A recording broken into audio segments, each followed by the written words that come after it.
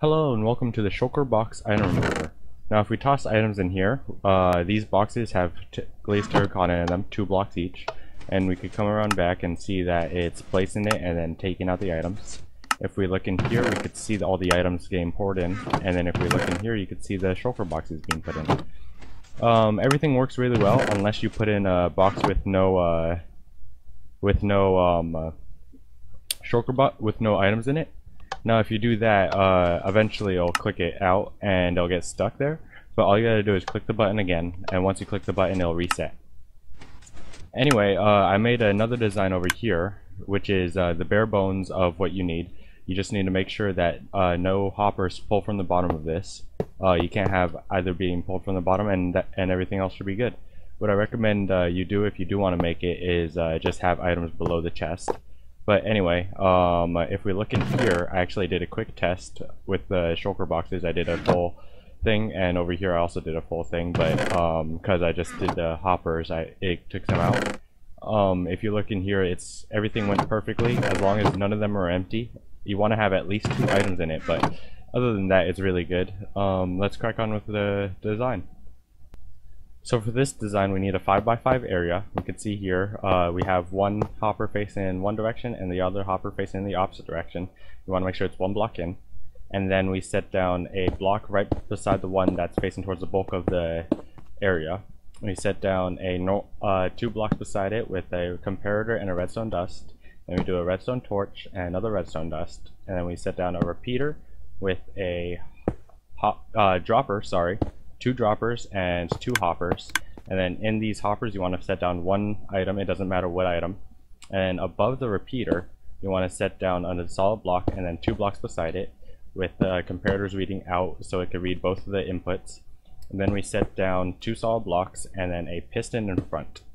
Now in the back here where it's already powered, you want to set down a torch and then a block above that and then another torch, and then right beside the piston you want to set down a solid block. It doesn't need to be a solid block, it could even be a hopper, but let's just set it a solid block for now. With a repeater for 4 ticks, and then you have it powering just a normal block, and then above the piston, not directly above, just where the hopper is, you want to set down another block. Now the last part you definitely need is you need a dispenser right here. These 2 are droppers, this one's a dispenser. You want to make sure this last one's a dispenser and everything will work.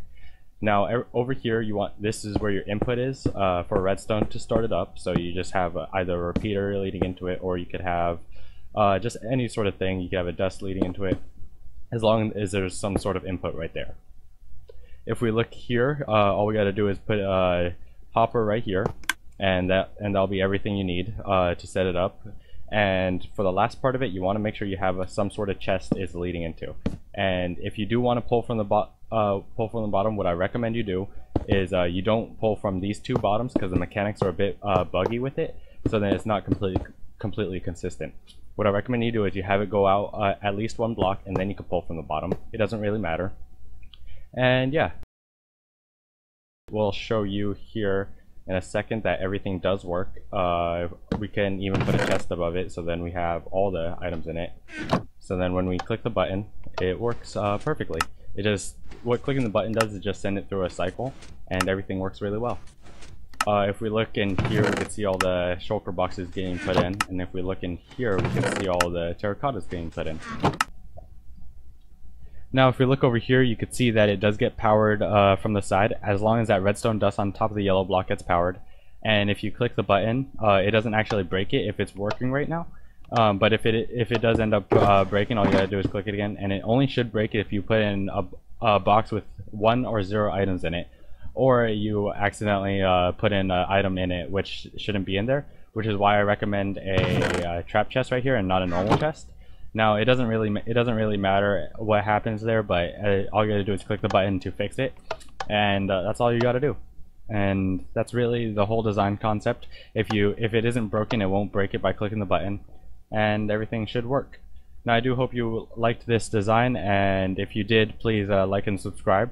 I really appreciate that, and I'll see you in the next video.